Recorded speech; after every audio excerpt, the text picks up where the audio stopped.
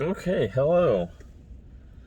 This is the start of my video diary, so to speak, on perhaps the worst Protege 5 that is currently running on the road. I'm going to start with the interior, all the things that are wrong, some things that I fixed already. And this video is more of a way for me to know what I've done, what I decided to put on YouTube and people like it, and I will keep making more.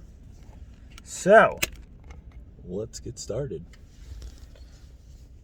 Things that this car has that are wrong with it are probably too numerous to list in one session. So I'll start with the interior here.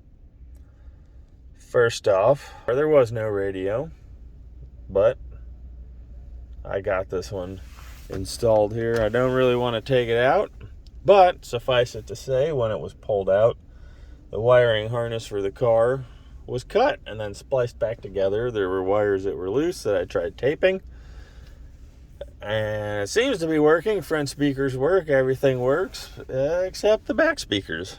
I don't know if those are missing. I don't know if they're even there, wired up right. So we're gonna have to work on that.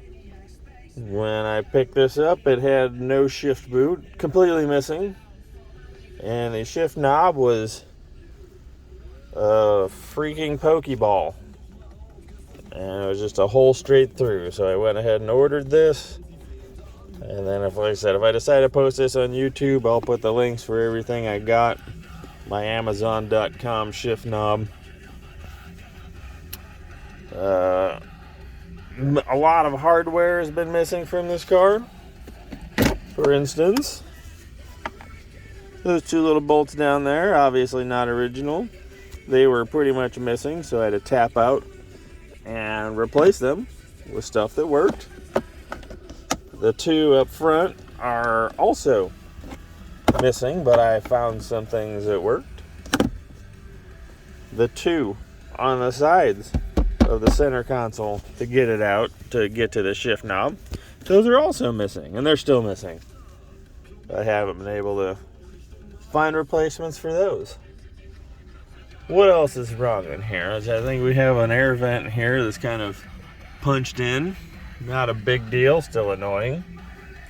The speakers in here are from 2002, 21 years old. But as you can hear, they work. So we'll deal with that.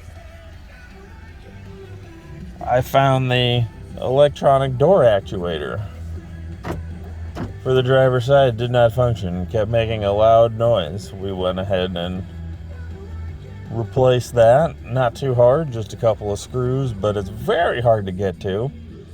Anyone's interested in replacement or anything like that, I will take it right back apart and show a short video on how to get to it. Moving on, the glass was completely cracked, spiderwebbed all the way across. Luckily, South Carolina has a zero deductible, so that's brand new. All three wipers had to be replaced as they were just flopping pieces of rubber. Driving home from North Carolina in a rainstorm after I bought it, that was unfun, I will say. The rear window, that defogger, completely does not work. We're gonna have to mediate that.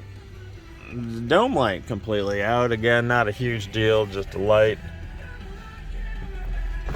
Among the other problems that we have carpeting that's not tucked in. We have carpeting with humongous holes. I have a clutch pedal cover that is completely missing, and all this isn't a huge deal, just annoying that it has to be done.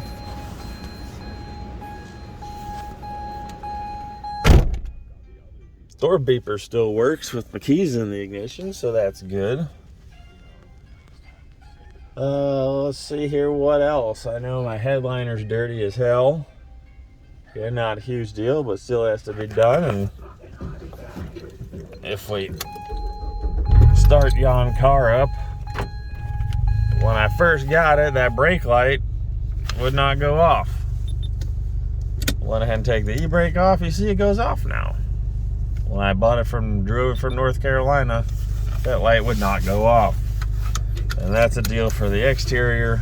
As I found out, my front right brake caliper was completely seized.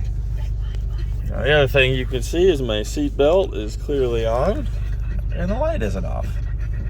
So that's, again, a simple replacement, but gotta be done. And then there's that guy to deal with, which I can hear like at least 2 or 3 blows in the exhaust.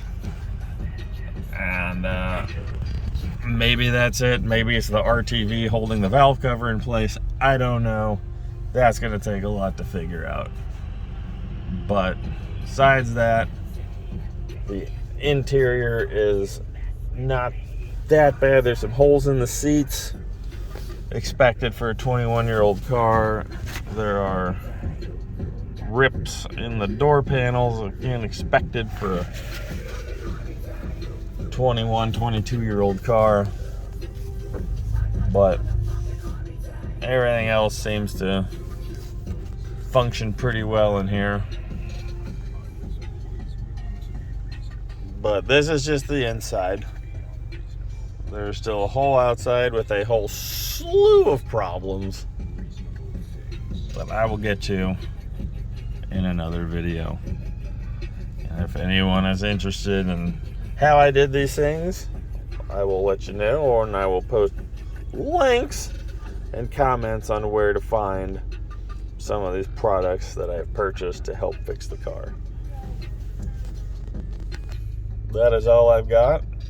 I will start on the video of the outside, which may be a little bit longer than this one. It is way more messed up than the inside. But the car runs. The air conditioning and heating work, which is very surprising. But that's about the only positive I have right now. But I didn't pay a lot for the car, and I bought it as a restoration.